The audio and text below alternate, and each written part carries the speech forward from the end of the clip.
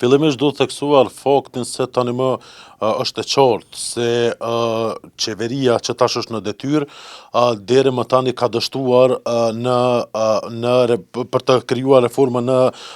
për të bërë reforma në drejtësi dhe ky dështim do të thotë manifestohet në disa drejtime, në kuptimin e vettingut, në kuptimin e reformës në KPK që nuk është funksionalizuar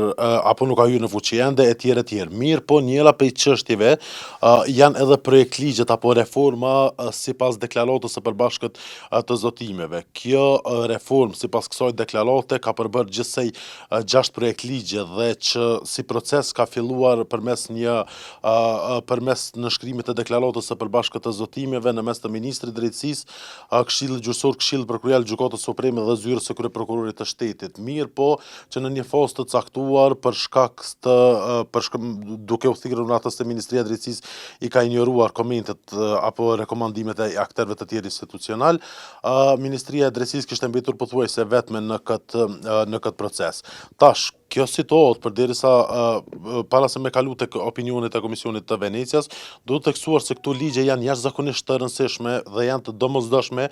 për funksionimin e sistemit gjyqësor dhe prokurorial. Do të bëhet fjalë për një sër ligjesh të cilat kanë nevojë të miratohen dhe disa të ndryshojnë në mënyrë që të kemi llogaridhënie dhe mosa më adekuate për sistemin e drejtësisë që të garantoj llogaridhënie. Draftet e publikuara nga ana e Ministrisë së Drejtësisë kishin probleme të shumta kushtetuese, ligjore dhe në shumë raste nuk ishin në përputhje me kushtetutën dhe me standardet e Komisionit të Venecias. Instituti i Kosovës për Drejtësi kishte publikuar raportet përkitazi me këto projekt ligje dhe vetëm disa prej çështjeve janë marrë parasysh nga ana e Ministrisë së Drejtësisë, derisa tashmë gjetjet e IKD-s janë konfirmuar nga ana e Komisionit të Venecias përmes këtyre opinioneve të publikuara. Fillimisht do të thotë nëse do të ndjekej një proces i rregullt, adekuat, nëse do merreshin parasysh komentet, tani më ky proces do mund të ishte i përfunduar. Mirë, po stagnimi i Ministrisë së Drejtësisë në këtë proces dhe mosmarrja parasysh e komenteve ka bërë që deri më tani ne mos të kemi këto ligje. Do thotë duhet theksuar faktin se fatkeqësisht Komisioni i Venecias në këto opinione ka gjetur një numër të konsiderueshëm të problemeve që kanë këto projekt ligje e të cilat duhet që të adresohen dhe tash në këtë situatë në cilën jemi do thotë definitivisht se Ministria e Drejtësisë duhet me ul dhe me i rishqyrtu këto projekt ligje për shkak të numrit të konsiderueshëm të komenteve që janë nga këto opinione të Komisionit të Venecias dhe që të procedohet tutje. Duhet theksuar faktin se këto ligje janë jashtëzakonisht të rëndësishme. Pa marrim një shembull.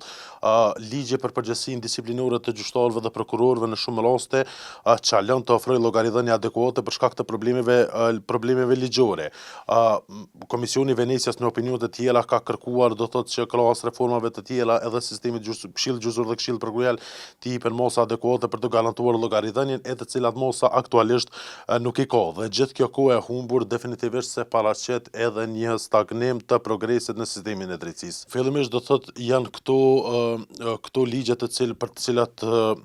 është publikuar opinioni nga ana e Komisionit të Venecias dhe po ashtu janë edhe 2 ligje të tjera të cilat nuk kanë shkuar për vlerësim nga Ministria e Drejtësisë në Komisionin e Venecias. Do thotë janë gjithsej 6 projekt ligje të cilat e përbëjnë pakon ligjore të reformës sipas deklaratës së përbashkët të zotimeve. Fillimisht do të theksuar faktin se pa këto ndryshime nuk mund të kemi reformë në drejtësi, mirë, po edhe këto projekt ligje do thotë nuk e përbëjnë atë reformën e madhe në sistemin e drejtësisë. Reformën e madhe në sistemin e drejtësisë